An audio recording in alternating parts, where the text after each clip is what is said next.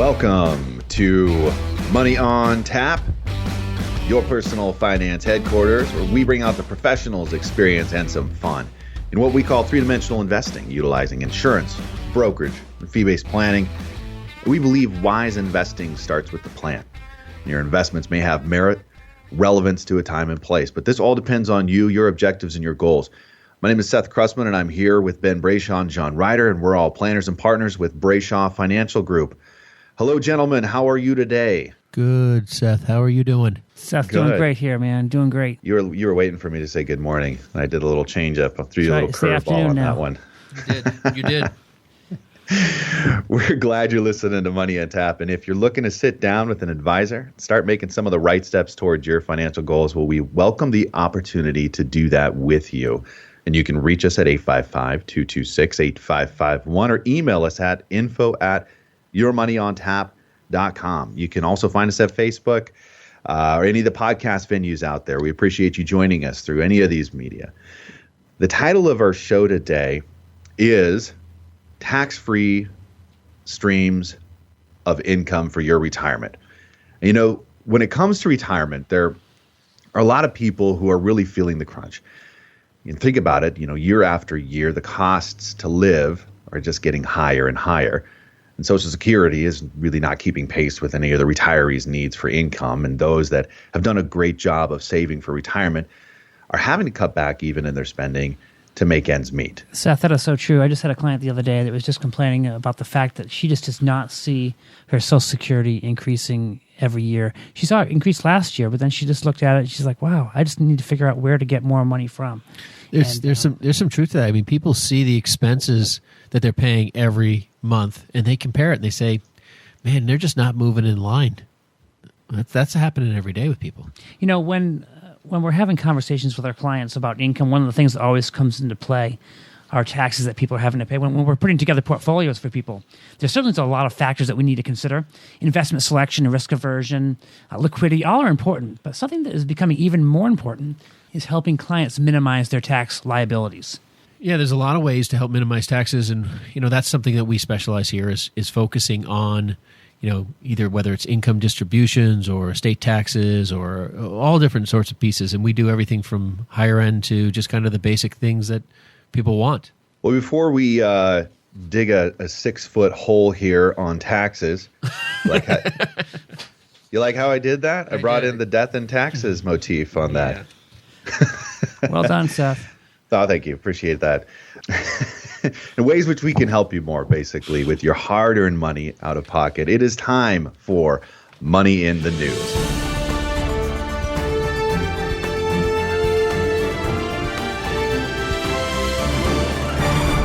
Here we like to have a little bit of fun in our show where we discuss some of the stories that are in today's headlines. Starting off with Olive Garden. Seth, yes, I like Olive Garden. I like that. We're talking about food already. That's a good thing, Seth. That's a good thing, Seth. Me too. So we're talking about Olive Garden, or seeing Olive Garden in the news. It's still a hit. Basically, the article states that Olive Garden has done it again. Reported sales and earnings that topped forecasts, and it also raised an outlook for the full fiscal year thanks to strong results. Olive Garden is a part of the Darden group, several other restaurants, but they do make up the majority of that group. But what's most notable about the sales boost at Olive Garden is that it really didn't just rely on price hikes or menu changes to lift sales, but the traffic, the number of customers coming into the restaurants rose 1.1% for the quarter. So what that means here is that not only are loyal fans to the Olive Garden still coming back time and time again, but they're continuing to add more clients and more customers in their doors. Seth, I have to admit, that has not been me in the last several years. I haven't been to an Olive Garden forever. I don't know. Ben, do you go to Olive Garden? I haven't been to an Olive Garden in at least 2 years. Yeah, it's probably been longer than that for me. But there are, I'm with you, John. You associated the Darden chain of restaurants. So there are some that I do go to. For instance, one of them is Longhorn Steakhouse. That's a really good one around here. Bahama Breeze is a good one. Been there a couple times.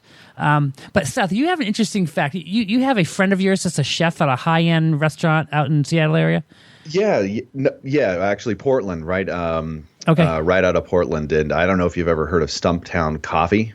No. If that's not familiar to you, well, anyways, that's kind of one of the destinations here, and one of the restaurant owners that has a really high end. Always written up as one of the top 10 places. I've heard of Portland, Starbucks. Have you heard of Starbucks, Seth? I've heard. No, hold that thought. Put a pin in it. Okay, so you're saying so Seth, you're saying Stumphouse Coffee is a restaurant or is it a coffee place? No, here I'll get to you. So Stumptown Coffee is basically Portland's probably best known coffee. That Premier outside blend. of Portland, Oregon, folks. Portland, Oregon. Yes. That Portland, Oregon. So fantastic stuff. But Ava Jean's is their kind of their flagship restaurant that they have over here. Just a wonderful place. Anyways, chef from there. Where do I see him posting? On his Instagram account, I think is where I saw him, saying something. He's a good friend of mine. But he was talking about how he just cannot get enough of the chicken parmesan at the Olive Garden. His employer will not be happy with that post if this guy has any kind of celebrity following. Not at all. Don't you ever say you go anywhere else besides Imogene's.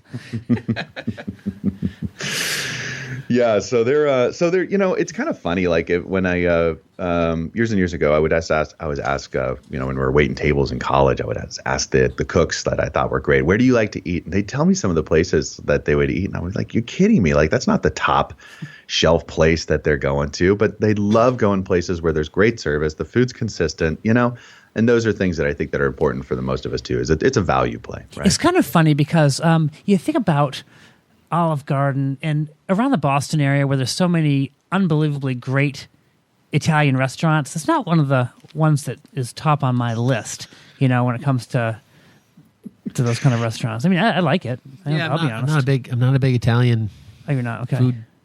But that's where you take me every time I come visit. Fan. Yeah, I do. I mean, I like there's some dishes. I mean, you just can't. I mean, you can't go wrong throwing some pasta into a dish with some meat and sauce. It's not. It's hard to screw up. I mean, let's break it down. I mean, that's simple facts. But I mean, when you go out to get a nice steak or a specific type of dish that does not include a generic carbohydrate, it's a little bit harder to make and make it truly good. I mean, that's one thing. I mean, I think about cooking tunas and fish and steaks. I mean, there's an art to that. Pasta, not so much. Not so much. Tuna helper, hamburger helper. Is that where you were going with that? Like, no. I was looking at the MCD stock. McDonald's. MCD. I'm just kidding. No, this is not an endorsement to buy MCD stock. Yeah, no endorsement here. None of this is. Or BK for that matter. Yeah. BK.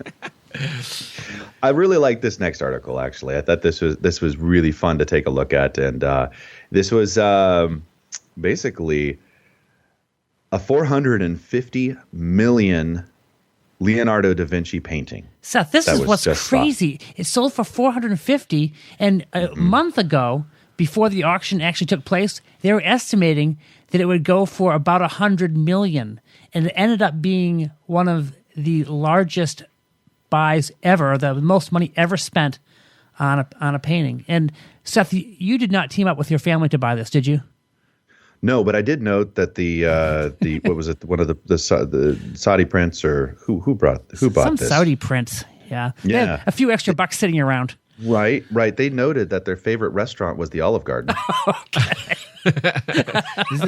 Didn't Leonardo? It's amazing how these stories link together. Leonardo start the Olive Garden? I think he did. Yeah. I think he did way back in ancient Italy. It was part of his little design book. Yeah. No, but when you're looking at this article, is pretty interesting. I mean, when you back, what was it, in 2015, they had a couple other paintings sell. One was for 110 million, and the other was 179 million. A Picasso. Yeah. And so you take these two and put them together, it's still not even encroaching. So the title of the article is, so you just bought a $450 million Leonardo da Vinci painting. Now what? Not that this is a problem for most people reading the article that was written by Brian Boucher and Eileen Kinsella back on November 22nd, 2017. However, it is a problem for some people. And it's kind of funny that the first paragraph of the article says, it's not hard to imagine a feature film based on the $450 million sale of Leonardo da Vinci's Salvator Mundi. In the movie version of the event, as soon as the hammer comes down, the auction house sends out decoy trucks and spreads disinformation on the dark web to thwart potential gangsters waiting to seize the work for their mobbed-up bosses. But the reality is far more mundane, but no less complex. Don't worry, it still involves decoy trucks. There are numerous practical matters to consider, like packing, shipping, insurance, and tax liability. So as soon as the winning bid comes in, a host of legal and logistical procedures are set in motion.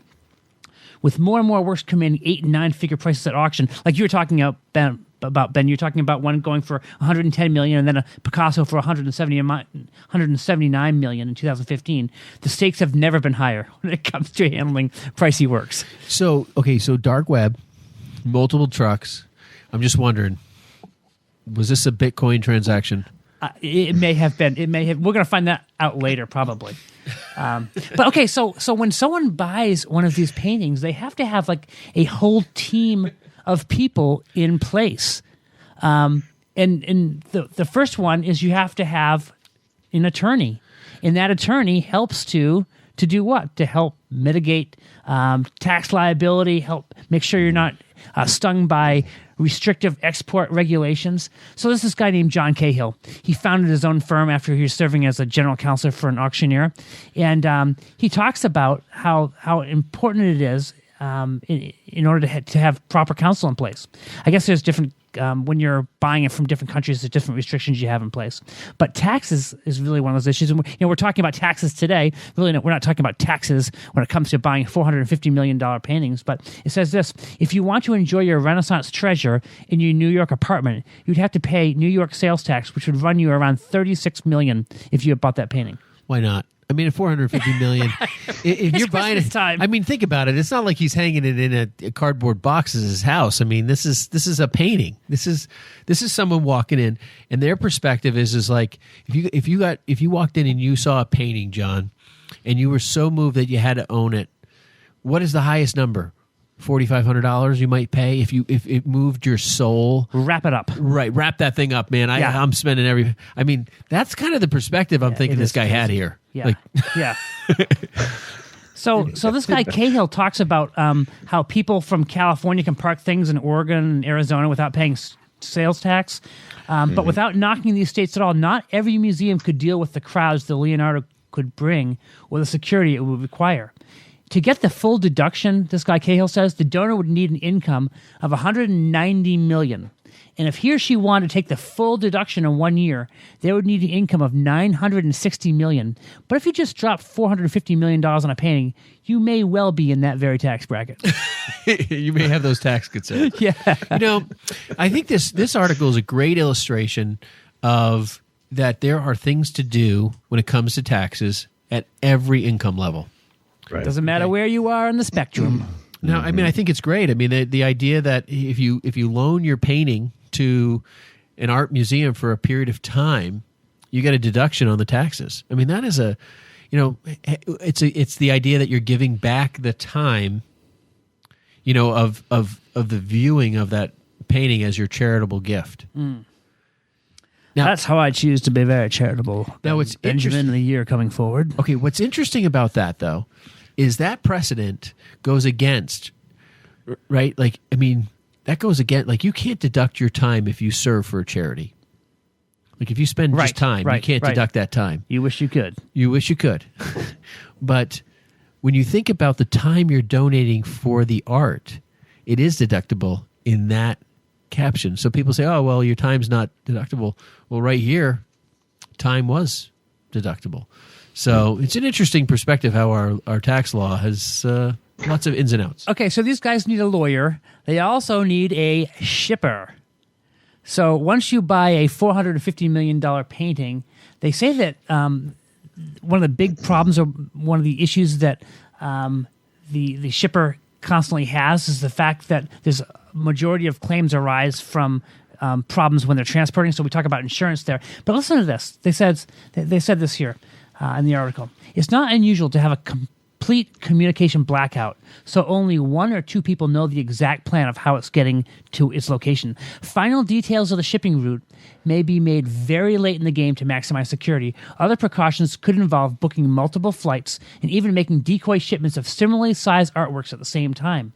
The extra security escorts, which both shippers acknowledge would be on duty, would be highly discreet so that the average Joe wouldn't be able to tell the difference between a routine shipment and a top-value delivery. The truck that transports the work would also be state-of-the-art, outfitted with shock absorbers that operate with airbag technology, not old-fashioned springs, as well as climate control, GPS tracking, and alarm systems. Two drivers who at both companies also happen to be trained art handlers would be on hand in case one of them needed backup. The loading area would provide proper light levels and protection from UV exposure. And the crate that contains the work would also be high-tech, with a robust wood hybrid exterior and a vapor barrier inside that resists dampness. Those are all things, gentlemen, that you didn't think of when you were thinking about buying that. No, I was just wondering if they had, a cardboard tube that I could roll up my print in and take it home with me when I left my art. As soon as you ask that question, they're like, hang up the phone. This guy's not serious. No, it's interesting. The levels, the layer of risk here, that seems to be really like the heaviest focus and the concentration and trying to mitigate some of the risk that's, post sale here. You're trying to make sure that there's theft is not something that there's that doesn't happen in between A to Z, but all the other factors there, like who would have, I wouldn't have thought airbags need to come into play here, and I mean certainly humidity and temperature, I'd think that, but then you're talking about like almost undercover Secret Service agents like in planes and multiple planes and all that. I mean, there's got to be a movie made of this purchase. $500 million. Okay, so that makes sense. The only thing going through my mind right now is the envisionment of Jim Carrey and Jeff Daniels from Dumb and Dumber being like accidentally getting substituted into moving this. Oh, are you an art handler? Absolutely. We move paintings in our house. Okay, so we have the lawyer, the shipper, the insurer. You know what they do with these for insurance on these? And guys, we're all interested in insurance, but they basically do a lot of reinsurance. So they split the insurance companies up and they do it among multiple companies because no one wants to assume the risk of having a $450 million painting being hurt in an accident or is just irreplaceable. So they use what is called a quota share, says Kate Buchanan, Vice President of Huntington T. Block Insurance Agency. Basically, you split the percentage of premium with all these insurers so they all have a piece of it. And then you also split the losses. So if you get 20 insurers to get in on it, it takes a certain percentage of the premium. If there is even a partial loss, they'll each take their piece. It spreads the risk out a bit. So, and probably the possibility of loss is very, very remote. However, if there is that loss, it could be a big issue. Yeah, so after that, there's definitely the storage expert. So that was the other piece that came in here. But you know what? We are going to curate here for a second on Money on Tap. We're going to take a quick break. You can reach us at 855-226-8551 or email us at info@yourmoneyontap.com.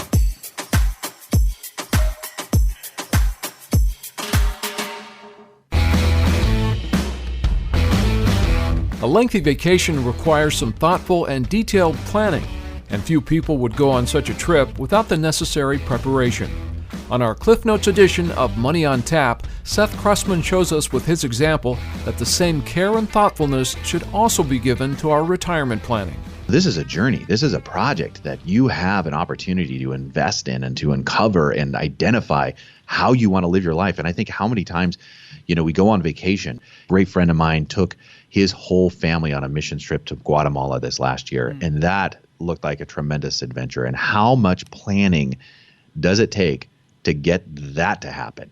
I have no problem involving myself in creating a plan around something like that. And if I can get my mindset to be thinking that way, like, wow, I am planning the largest vacation of my life. How much fun can that be? And I can't wait to sit down and talk to you about that, right? Thanks for joining us for this Cliff Notes edition of Money on Tap, with great tips from the pros in three-dimensional investing, utilizing insurance, brokerage, and fee-based planning. Now here's more Money on Tap with Seth, Ben, and John.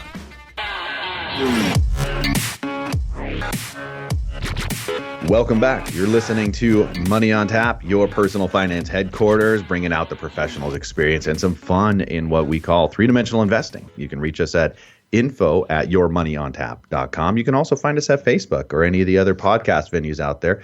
We appreciate you joining us today. And today we are talking about tax-free streams of income in your retirement.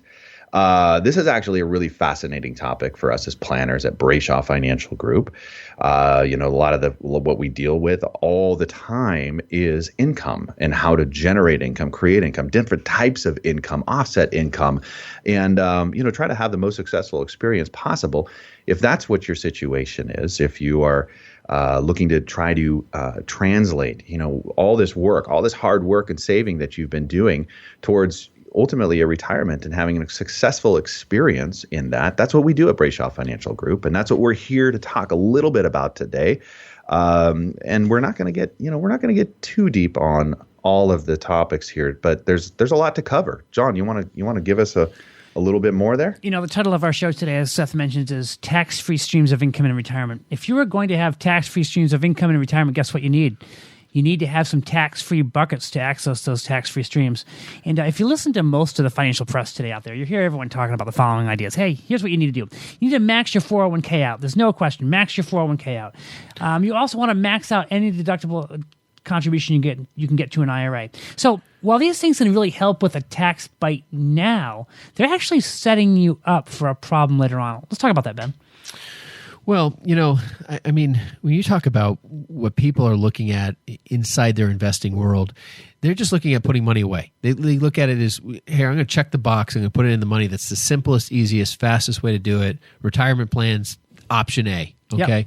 And, at the end of the day, people think, I don't want to hire a planner because that's going to cost me money, the money I don't have. And, then I've got to evaluate everything they're doing, and they're probably going to come up with something that's more complicated than maybe I understand. And I don't want to, show my inability to understand investments and so forth. So to break it down here, option A is, choose the employer's option. And option B is, basically looking at other solutions that are outside the box. I mean, that's essentially what it is. And so when you go to a planner, you're actually looking at, hey, who am I going to work with, and are they going to be able to answer my concerns? Now, the number one concern you should have is, how much money do I get to keep? What is it that I'm going to invest? And at the end of the day, how much of that do I get to keep? And so what we do as planners is we help people actually build buckets of money that will actually help them later on to access those dollars tax-free. So, for instance, the first one that we talk about often, and this was created actually many, many years ago now, it was called the Roth IRA. So Roth IRAs have been around for a long time, and if you don't know what one is, stick around, we're going to bring you up to speed. A Roth IRA is really a special retirement account that you can fund with post-tax income, so you can't deduct those contributions that you make into it, but once you have done this, all future withdrawals that you've take from that Roth IRA are tax-free. That's a big point, because if you think about it, there are regular IRAs you can participate in. We call them traditional IRAs, and you're able to put so much money into those every year, but you get a tax break for doing that. So that sounds really good, and you might say, well, why would you ever recommend a Roth IRA when I can actually get a tax break for putting the money in now? Well, if you want a tax break later on, and that's what we're talking about here, a Roth IRA can be a very valuable tool for you to have. So understand, no upfront tax deduction for Roth IRA contributions, as there is with a traditional. But on the other hand, Roth distributions are tax-free when you follow the rules. And because every penny that you stash into a Roth IRA is your money, it's not a tax-subsidized gift from Uncle Sam, you can tap your contributions anytime, tax-free and penalty-free. I think you hit something really important there, John, which is kind of the flexibility option in that. Since you have paid taxes up front on that money, when you go ahead and contribute into that Roth, the accumulation can start to occur. Compounding can start to occur. There's no. Sometimes people ask us, okay, so how's your Roth doing? As if a Roth is a investment vehicle that has some kind of a return, like a CD might have a return, or an index fund, or some kind of a stock might have a return. And the fact is it's just like a wrapper around your money that allows it to go ahead and compound without having taxes taken out every year, like your bank account interest might have, reportable interest that you have to pay on those taxes. So it warehouses those monies for you, but it also has that option, that flexibility option for, people to go ahead and use those contributions later, just put the money in, take the money out when you need to, just as long as you're not taking gains out on that before 59 and a half, you don't have, a taxable situation happening that way. Whereas, the traditional IRAs, if you take money out prior to 59 and a half because you've, haven't paid taxes on that, then guess what? There's automatically a 10% hit off that money. That's a tax, liability that way. So having that flexibility option, I think, is one of the things that I really like about a Roth, and when trying to do a little bit of planning, is asking questions like, well, what is the money for? When are you going to need the money? And so those might be some of the options that not only future tax-free income in a Roth might offer, but the flexibility option to maybe use some of those monies prior to that 59 and a half kind of a cutoff that starts to happen for your traditional IRA or your qualified accounts is what we call most of those monies. So there's some different expectations that people have when it comes to their money, and one of the things that we are often coaching people around is the fact is about tax rates. Now, Ben, I know we've spent a lot of time. Actually, just recently, we're talking with a client about tax rates going up in the future. Not that we have a crystal ball and know exactly what will happen, but if you take a look at what's going on in our economy today. Well, I do believe tax rates are going to go up, and I think we're naive to think that they're, I remember a few years ago, I said to a client, I said, tax rates are going to go up, and they're like, oh, well, I don't think they're going to go up.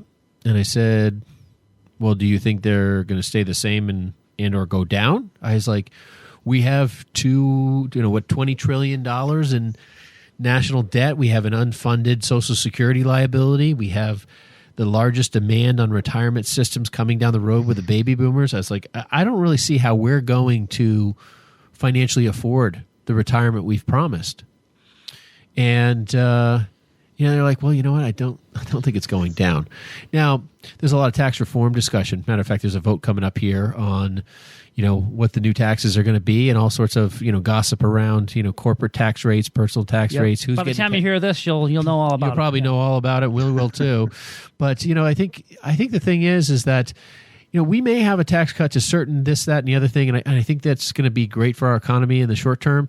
But without addressing our debt, without addressing our budget, those are things that if we don't do it as a country and we really start focusing on it, we're going to have a loss.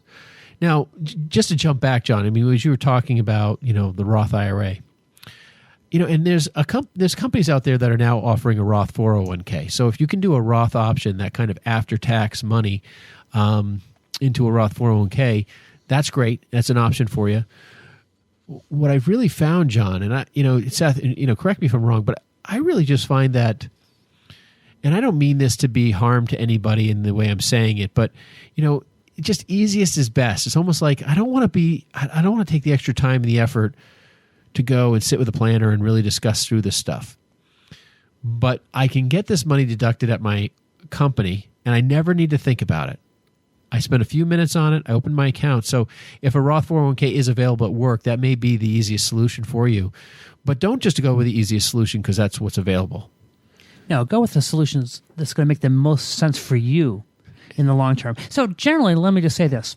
Roth IRAs make the most sense if you expect your tax rates to be higher during retirement than your current rate. And that is it.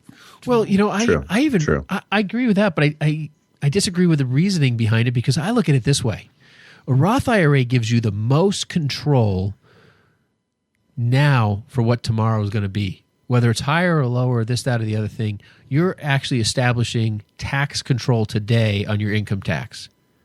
Now, we did talk about that article, what was it, last week or the week before, where some gentleman, came up with the idea that I've talked about for a while, which is having a national sales tax to tax monies that we haven't been taxed on. But I think, honestly, if you can get some of your dollars out of, a tax scenario that what the numbers are today, we know historically what they've been, you get a little bit of power and control, and you have a little destiny opportunity here to make make things the way you want them to be. And I will tell you, there's a little bit more control that you have with the Roth IRA as opposed to the traditional IRA later on, because when you do hit that magic age of 70 and a half, with a traditional IRA, you are forced to take required minimum distributions. We call them RMDs in the business. And you're forced to do that with the traditional IRA. With the Roth IRA, you're not. So if you don't want to take the money out, you don't need to take it out. But there's really a question a lot of people have out there. You know, I've heard about this Roth IRA thing. Am I even eligible? But do you know that if you can contribute to a Roth IRA at any age as long as you have earned income from a job? That means they're appropriate from a teenager starting his first job to maybe someone that's greeting people at Walmart that's 80 years old. But the question of eligibility is certainly there. So first things first, Roth IRAs have eligibility limits, or income eligibility limits. So if you make too much money, you can't contribute to a Roth IRA. But with a median household income of about $50,000, most Americans can qualify for a Roth IRA contribution. If your income's too high, you can convert some or all of the assets in your traditional IRA to a Roth IRA, but you might have to pay some taxes in order to make that happen. So for 2017, let's talk about this. Here's what you can put into a Roth IRA depending upon your income, your age, and your tax filing status. You can contribute the maximum of $5,500 to a Roth IRA, $6,500 if you're age 50 or older by the end of the year. If you're single or the single head of a household, your modified adjusted gross income is less than $118,000. You can then contribute. But if you are married filing jointly, you can contribute the maximum amount to a Roth IRA if your modified adjusted gross income is less than $186,000. That's a lot of numbers, John. That's a lot of numbers. So, I mean, honestly, when it comes down to it, you know, when you sit down with your tax guy, which is usually April 14th, when most people actually sit with their tax person. Right. They love it when you call then. Hey, I need to file my taxes. I heard that's something I got to do this year. I need to file my extension. Yeah. Yeah, that's what their response is. But, you know, when you sit down with them, they're as busy as they possibly can. And people don't engage their CPAs really, and, you know, at the end of the year, when they're, you know, at the end of the calendar year, their CPAs are bored. They're sitting around there in December saying, I got nothing to do. Right. You know, you need to engage your CPA now, you know, well before tax season. Once tax season starts, getting them to actually do some tax planning with you, if that's the person you're going to go to, it's hard. So you have to do some intentional effort in your part to find out, hey, is there anything I can do to lower my income, you know, on paper so that I could get into a Roth? Maybe you're making too much money. That's a common problem. People are just, even as self-employed business owners, how many people get knocked out of the Roth and they still feel like they're not making enough money to put away for retirement. Happens every day. We also see a lot of the time the backdoor Roth, kind of that access, that direction, you know, contributing to either the traditional IRAs or some 401ks, and then basically siphoning off some of those funds, rolling them into the Roth. There is you know, a taxable event when that happens. That's a great point. And those are some of the things we do. And keep going. Sorry. Yeah, well, you know what I was about to do is I was about to let people know that they're listening to Money on Tap, and we are going to take a quick break. We're talking about tax-free retirement income, stuff that we love to talk about here at Money on Tap, and ways that we can hopefully get into that, maybe back into those. Maybe it's a contribution. Maybe it's a different type of a scenario here. We're going to get into some of that. I think it's interesting. You can reach us at 855-226-8551 or email us at info@yourmoneyontap.com. Hi, my name is Ben Brayshaw, one of the co-hosts of Money on Tap. If you have questions when it comes to your retirement and are looking for a personalized solution, contact us at Brayshaw Financial Group. In today's volatile stock market, we can help you plan to find your successful retirement solution. Am I saving enough? Am I saving into the right places? Do my investments match my appetite for risk? Do I have a tax strategy that is going to help me keep more of what I earn? How can I maximize my Social Security income? If you are like most people, you are getting closer and closer to your retirement and may be wondering if you're taking the right steps. If you're in retirement, you may be wondering, am I maximizing my income while preserving my estate and caring for my family? We talk about all things financial in what we call three-dimensional investing, putting a plan around your financial future. If you feel that now is the time to start getting the answers to some of these questions for your own situation, give us a call at Brayshaw Financial Group at 855-226-8551. Headquartered in Bedford, New Hampshire, we have offices throughout New England and across the country. We would love the opportunity to show you how we can help. There's absolutely no cost or obligation just to meet with us, and we welcome you to our office. Call us at 855-226-8551. Now back to Money on Tap with Ben Brayshaw, John Ryder, and Seth Krussman.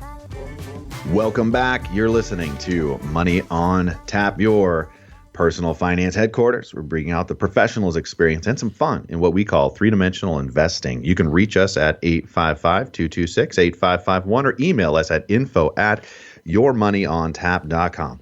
That is actually the website that we have is Your Money on Tap. And one of the things that we love to do there is not only, publish some blogs, we also put up our past episodes of Money on Tap. So you can go ahead and find something that is relates to you, because that's what we're here about. We're here to help and to educate and to bring people along beside us to have these conversations. And sometimes that's an easy way for you to go ahead and grab access to that information and make it your own. Give us a call at 855-226-8551. We'd love to help you through some of these concepts that we're working through today. So we are talking about Roth IRAs. We're talking about the opportunity for you to invest in them. It's getting down towards the end of the year here, and you may be thinking, well, it's too late. I'm not able to contribute now. But you know what? The government actually allows us to contribute. In fact, for next year, it's going to be April 18th, 2018. So if you are able to contribute in the first several months of next year, that may be the place to go. So we've been talking about Roth IRAs, the benefit of them. One of the benefits being that you don't have to withdraw the money later on. You can actually leave it in your account.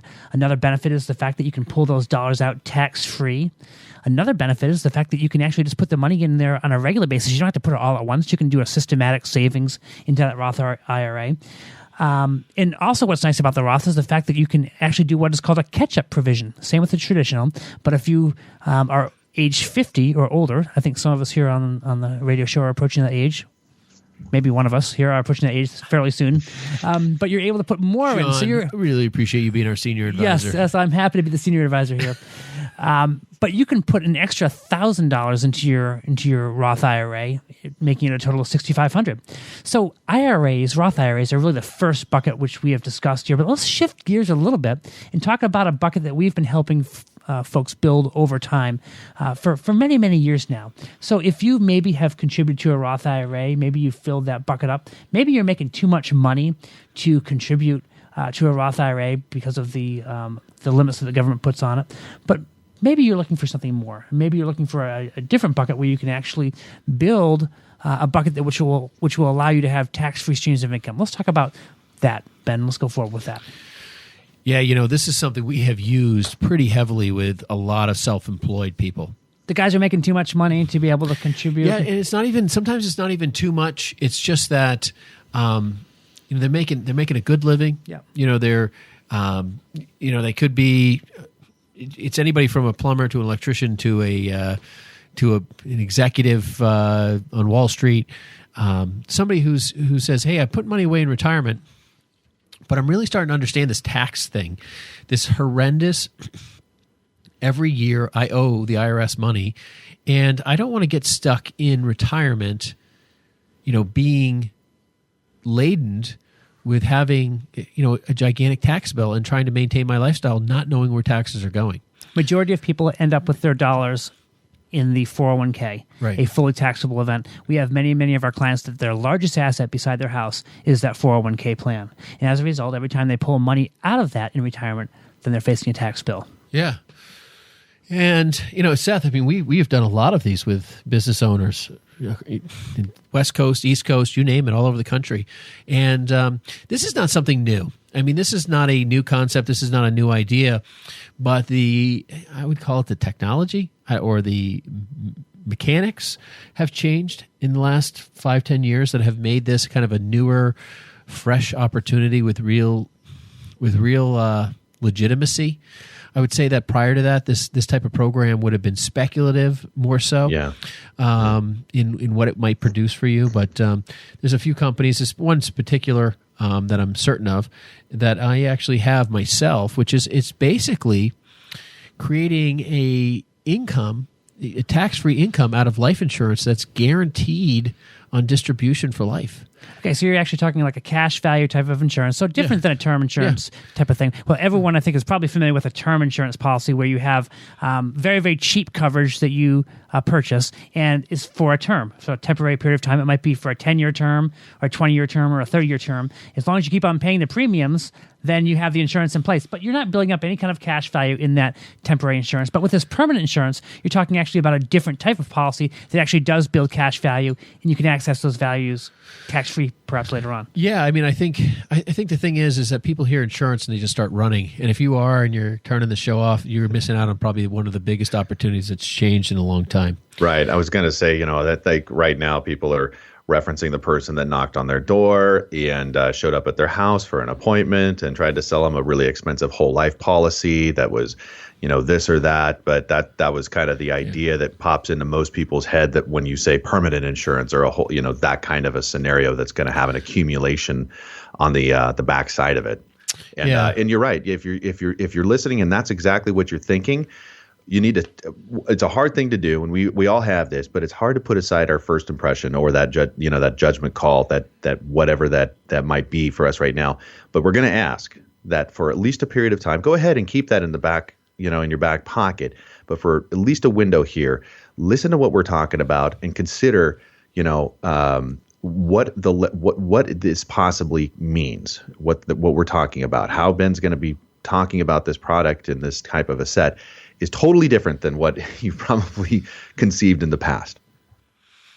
So, when it comes to, basically creating, a tax-free income, the focus is on real value. Like, how much value are you bringing inside the insurance world? And, we've chatted with people. It's like, when it comes to life insurance, no one wants to own it. And in this application, you want to own as little as possible. Now, the idea around this is like, hey, you want to own as little as possible. Not exactly what every insurance salesman is going to tell you is buy more insurance.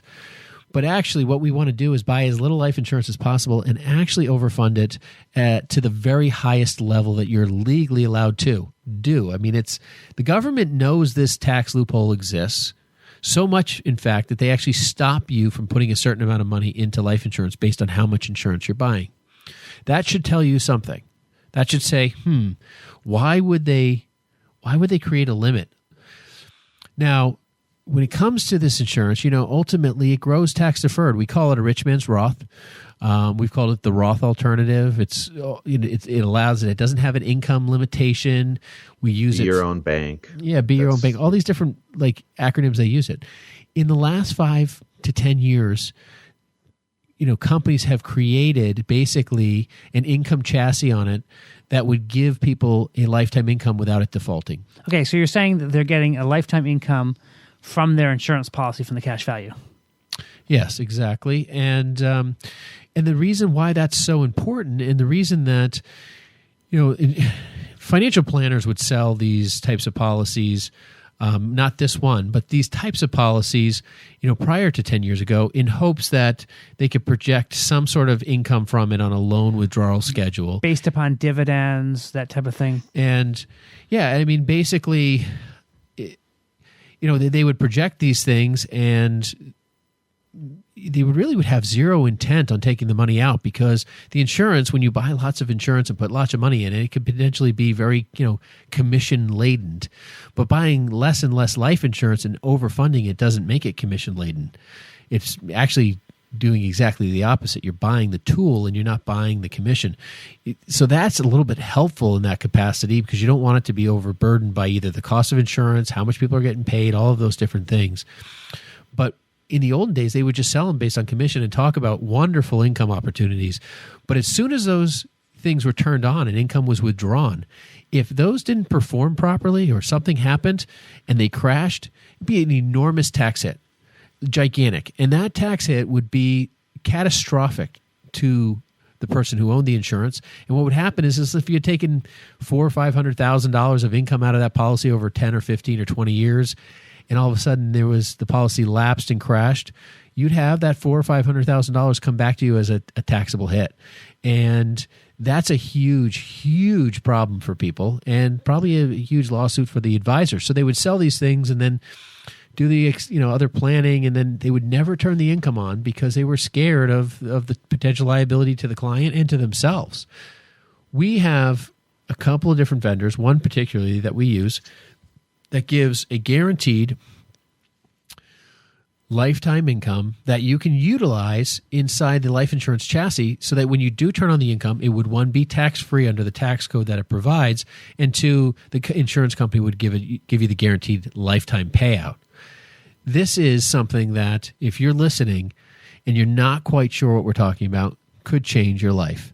And at least brings back control in a lot of different areas. We've talked with CFOs, CEOs, business owners, you name it. We've run through the numbers 15 different ways, opened up every can of worms that anyone thought could potentially be there. We have broken it down in each and every way. And what I found is this is actually a really wonderful catch-up tool for retirement. I'm thinking of a client out in Oregon, Seth, you and I met with, and we were talking about it. He just come out of a divorce, a business owner, and great guy, and just talking about how, I kind of need to catch up. I've, been financially devastated by, this separation in my life and so forth. And we were actually started talking about, is it how much you're worth or how much income you get when you retire? Now that's a big conversation we have with a lot of clients, and a big conversation we have with a lot of people. But when you take the tax-free element to it, it takes the tax question mark out of play. Because when you break down the numbers, if you were to actually get to keep $50,000 out of your IRA on a distribution, so you get a check after taxes for $50,000, okay, you might be in a 30-40% tax bracket, and then you're looking at it saying, well, I had to take $75,000 or $80,000 out of my IRA to get that $50,000. Like you always say, Ben, at the end of the day, what do you have? What do you get to keep? Yeah. And then if you had $80,000 you took out of your IRA and you were to use Monte Carlo, right?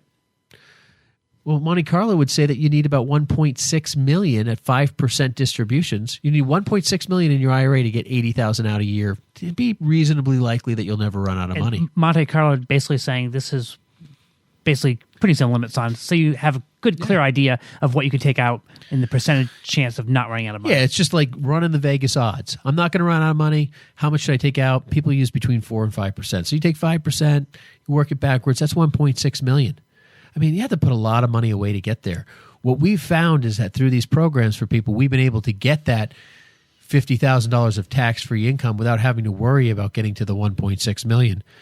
Matter of fact, significantly less contributions. Or worrying about many times when people are trying to play catch up when it comes to their retirement, if they've had a tough road for many years, then they start taking more risk and taking a lot more risk than they should be taking to achieve the rate of return that they need to get. Right. And, we're using kind of generic rates of return inside the S&P on this stuff and so forth. But there's an underlying guarantee, and we go through those pieces and, what that is. But what I have found is this. When people are taking the assumption that the market's going to do X, well, it has to do X in the retirement plan as well, and that's the piece. The real difference in this is whether you're focused on what the income is you get to keep or whether you're focused on the asset you get to build. So if you're looking at the IRA and you want to get to the $1.6 million to get your $50,000 out and you're hoping that you're just going to live off the interest and keep your principal, well, you have $1.6 million in hopes at the end. On top of this, Ben, that we're talking about as far as the income structure, there's also some different things that I think that listeners need to understand is the fact that when it comes to this permanent life insurance that we're talking about here, there are some different riders which can make a huge, tremendous difference for people down the road. There's one called a critical illness rider, a chronic illness rider, a terminal illness rider. All those are designed that if there's something major that happens to you while you are living, maybe it's not enough to kill you, but it's enough that it could be diabetes, it could be stroke, it could be heart attack, that you can actually turn those policy riders on and turn it into income for you later on. But I know we've primarily been talking about income here, but those riders can be very valuable. I know you've seen it with a client directly that had one of those critical illness riders. So, this is a great opportunity for a lot of people who are playing catch up. So if you're in the catch up question mark, this is a good conversation. But, there's other things that we've done for clients, and this isn't the only area we've brought tax-free income into these two areas. I had one client, and this is a quick tidbit for somebody that might be out there listening, came to us looking to retire, looking at income, and they were trying to create tax-free income. We're going through all the different pieces. I looked at their tax return. We went through it. and they had $250,000 plus in passive losses on their tax return they had acquired over their lifetime. And we were able to build a passive income generator so that they would get tax-free income, basically pulling out those losses out of their tax return over a period of time. There's a lot of things you can do to start speculating, where taxes are going to go. But the truth is getting that control is really, really important. Yeah, John, you highlighted something that basically that's exactly what Kira and I were looking to accomplish for ourselves was how do we, first of all, get ourselves covered as cheap as possible in that insurance category. And then how do we shore up some of the holes, like some of the pitfalls those riders can do, the critical illness. What if something happens? What if I get cancer? Kira gets cancer. Along that journey, we need some way to be able to protect what we've accomplished and up to that point without, totally, pulling apart our life to try to fix, an illness or to fix a situation like that with ourselves. And at the end of the day, if nothing happens in either one of those categories, we're looking at, having done probably pretty well in a program like this based off of historics that we should be doing okay and have created some decent a bucket of income, future bucket of income, and the flexibility around that, kind of like that Roth. If there's something that's going on in our lives and we're like, hey, you know what, we've got this money over here. We want to go ahead and fund a wedding. We want to, do some college kind of planning. Those are some of the other options that these programs have available that we talk about on a very regular basis on how to help people fund some of those goals. And this is a great way to accomplish some of those needs and those goals that you might have. So you're listening to Money on Tap. We've been talking about tax-free streams of income in your retirement. That was kind of the thought I had is John, you hit something personal for me, close to home for me. And I love having options. I love having flexibility in our planning environment. What did you guys have before we need to hit the road here?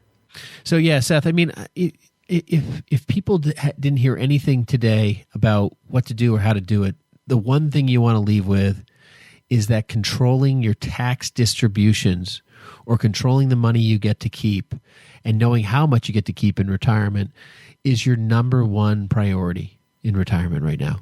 And people in our country are subject to a lot of unforeseen taxable holdings that they don't know what to do and how to do anything with them. So that's what I want to leave you with. That's my thoughts, Seth. Well, this has been a lot of fun, you guys. I love the topic, tax-free streams of income for your retirement. You're listening to Money on Tap. You know what? Thank you for joining us today. You can reach us at 855-226-8551 or email us at info@yourmoneyontap.com. Please, we appreciate those emails that come in on some of these ideas that you'd like us to approach or talk about here on air. You, the listener, are very important to us and what's going on in your life. We appreciate you sharing all that feedback and spending that time with us here today. We'll talk to you next week. Thanks a lot, you guys. The views expressed are not necessarily the opinion of this radio station and should not be construed directly or indirectly as an offer to buy or sell any securities mentioned herein. Investing is subject to risks, including loss of principal invested. No strategy, product, material, or tool mentioned can assure a profit nor protect against loss. Please note that individual situations can vary. Therefore, the information, products, materials, or tools mentioned should be relied upon when coordinated with individual professional advice. Past performance is not a guarantee of future results. This show may be subsidized in whole or in part by a product sponsor or issuer. Securities and advisory services offered through SagePoint Financial Incorporated, member FINRA SIPC, and a registered investment advisor. All other services offered through Brayshaw Financial Group LLC are independent of SagePoint Financial. SagePoint Financial and Brayshaw Financial Group do not provide tax or legal advice. Main office is located at 116 South River Road, Bedford, New Hampshire, 03110, and can be reached at toll-free 855-226-8551.